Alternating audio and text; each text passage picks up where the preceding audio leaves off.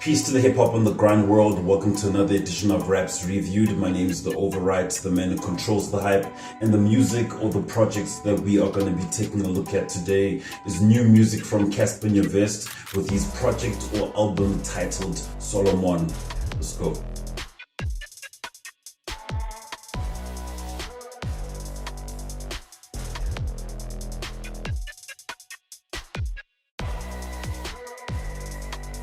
Alright, so before we get started, man, please do the most by hitting the like, share, and subscribe. If you're on the gram or on TikTok, let's follow each other so that you guys keep knowing what's up. So when breaking down this project, I'm going to be looking at this project from a production point of view, like holistically, lyrical content perspective, like holistically, and also give you an overall feeling of the project, just from a musical perspective. And in all of that, I'm going to give you a rating out of 5. So let's get it. Okay, so first and foremost, one thing that we got to do is give a big shout out to Cassper Nyovest when it came to the production side of things. When listening to the project acoustically, you can tell, like, yeah, this is definitely like a boom bap project, It takes us back to the nostalgic golden era of hip hop, and like for one to be able to spit on these kinds of beats, you're gonna need to be an MC first and foremost. You're gonna need to bring the rhymes, bring the concepts, bring the storylines, and also just show your ability to rap first and foremost. And one thing I like about this choice of sound is that hip hop in itself, SA hip hop, is in a weird place. And for an artist as big as Cassper to use this sound throughout the course of his project really says a lot to the SA hip hop community on some, yo guys, we need to get back to basics. We need to actually rap, you know what I'm saying? And with regards to the production, the only exception I could say acoustically was that 018 track where he features McLaren Doughboy, where the track was more of a drill track. And I could say, out of all the 11 songs in the project, that was the only track you could say is a radio single of some sort. So a big shout out to Cassper on that, man.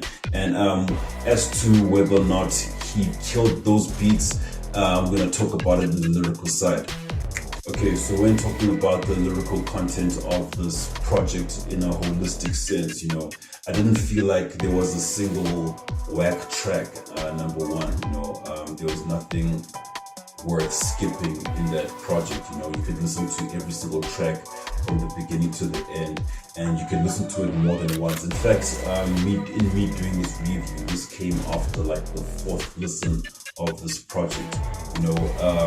I won't say he came through with a lyrical miracle, satirical, and all that stuff, man. Even though the boom bap sound gave way for that, I felt like he came through, he spat his raps, and he spat exactly what he was feeling at the time. I love the mixture of confidence that comes from a motivational point of view. So now, as much as he's talking about his success, his accolades and all that, it's more of a motivational perspective where now he's like, yo guys, you can do it too.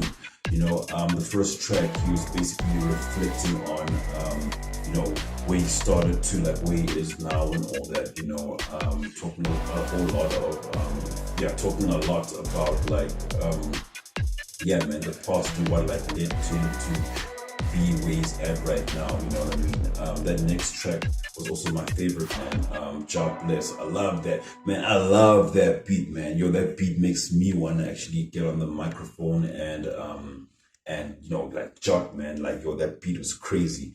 In terms of like what he did to that track, it was relatively dope. I felt like he could have done a lot better though, in terms of not necessarily the rhymes. It was more on a delivery kind of thing where I felt like he was supposed to sound a little bit harder, like a little bit stronger.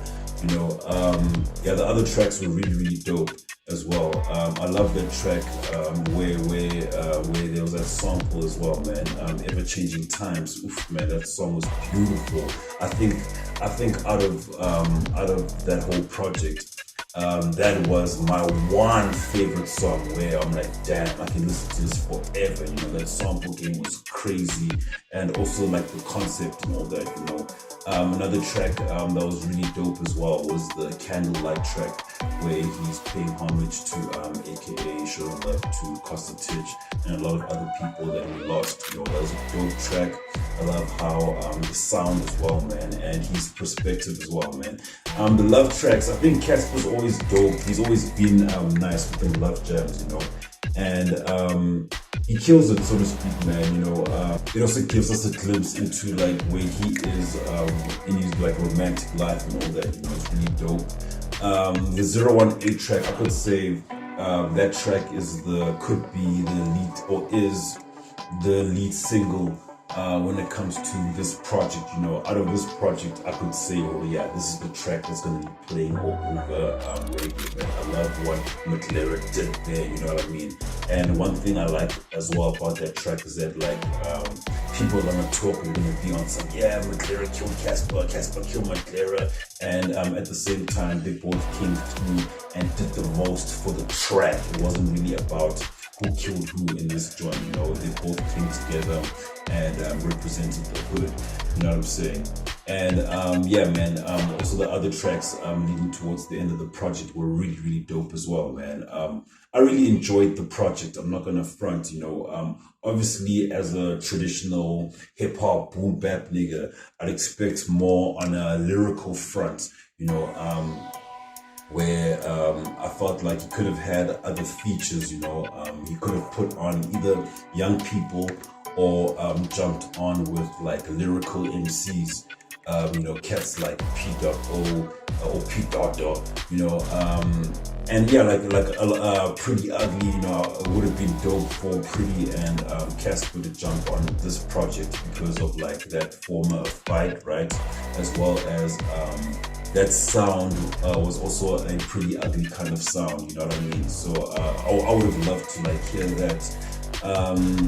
And yeah, man, I basically don't have any complaints besides the lyricism. I wasn't too much of a fan of the lyricism and all that, you know. But then it was still listenable, you know. As a head, I could still listen to this and be like, yeah, you know. And yeah, man, really dope. So when it comes to the overall feeling of this project, man, one thing I'm gonna say is that this was a really dope project. You know, I loved the music, I loved the project musically from beginning to end. I felt like every song led to the next one. You know, the compilation of this project was dope. You know, it's been a while since we've heard like projects. You know what I'm saying? But then yeah, man, it was really dope. I love the boom bap like theme through it all, man. Even in the project, he even says, nah, man, this ain't for radio singles and all that, you know. And the feeling that I got from this project was that this is more of a legacy kind of project, you know what I mean? And yeah, man, this project had a lot of substance in it, you know what I mean? That's one thing I'm gonna appreciate in it. Yeah, and because Cassper's way is, you know, in his career, a part of me wishes that he put on a lot more artists on this project. You know, in one of the songs, he was talking about like making Jabba proud, and we know that Double HP was all about putting on, you know, young upcoming artists. So it would have been dope for Cassper to do the same and put somebody on, you know. Especially in a project like this. Basically, if you were to ask me to give this project a rating out of 5, I'd give this project a nice 3.5 out of 5, you know. Yeah, man, I enjoyed the tape thoroughly.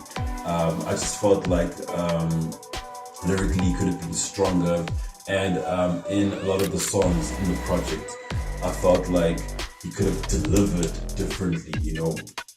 Because the rhymes were dope, but then it would have sounded better if he delivered with. But other than that, it was a relatively dope project. I'd listen to it again 2 times, 3 times, even 10 times. There's a couple of tracks that's gonna remain in my playlist as well. You know, shout out to Cassper for this project. And it's also a thing of, I'd like to hear Cassper more on these beats, you know. I'd like to hear him get better as a lyricist, you know.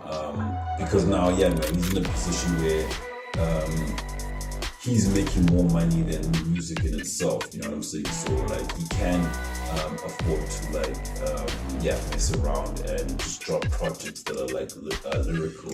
So yeah, that's basically the review for today. What do you think about the project? I know some of y'all gonna be like, offensive, you capping and all that, man, but it's all good.